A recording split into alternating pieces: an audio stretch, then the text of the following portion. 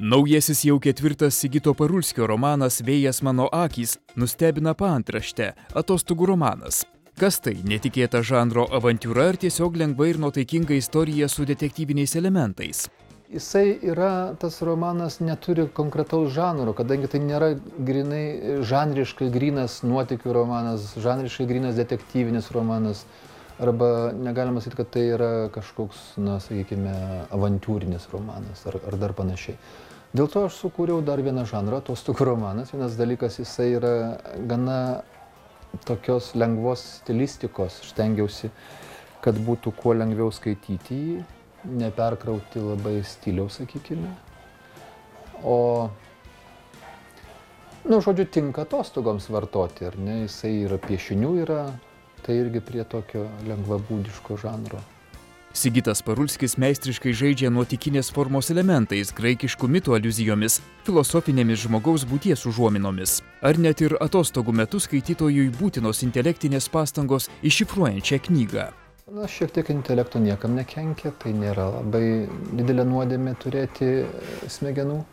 Šiaip šiais laikais Lietuvoje gal jau ir juokinga yra galvoti, jau tarsi nereikia.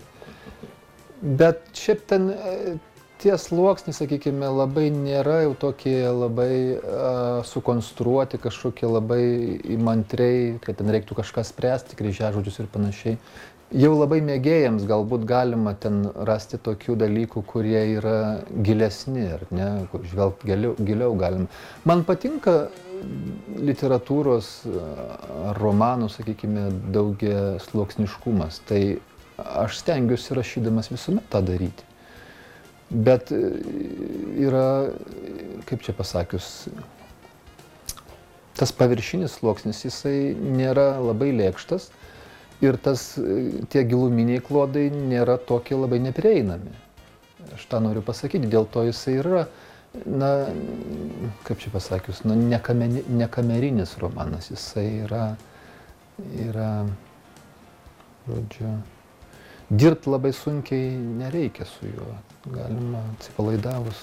O tai, ką mes gausim per tuos, sakykime, kodus ir panašiai, tai vieni gaus, kiti negaus, bet ir vieni ir kiti vis tiek turėtų pajusti malonumą, aš taip stengiuosi rašyti.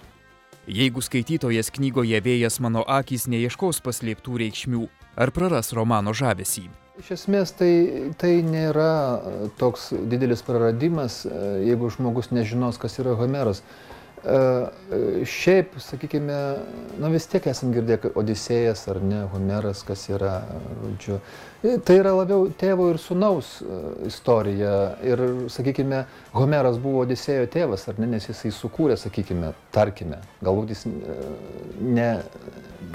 nesigilinkime į istoriškumą, ten dokumentaciją ar panašiai, ar tas Homeras apskritai egzistavo ar ne, bet, sakykime, literatūroje egzistuoja toks dalykas, ar ne, autorius yra Homeras, Odisėjas yra personažas. Tai šiuo atžvilgiu tėvo ir sūnaus arba kūrėjo ir jo kūrinio santykis yra svarbus, bet šiaip, jeigu žmogus nežino, kas tas yra, labai daug irgi nepraranda, nes iš esmės šiaip ar taip ta tėvo istorija yra pasakojama ir ne per tuos literatūrinius ar mitologinius asmenis. Tiesiog tai yra vieno žmogaus atostogos, šiaip jau siužetas yra toks. Žmogus atvažiuoja praleisti savo atostogų į Graikijos vieną iš salų ir, žodžiu, kas jam atsitinka toj salų.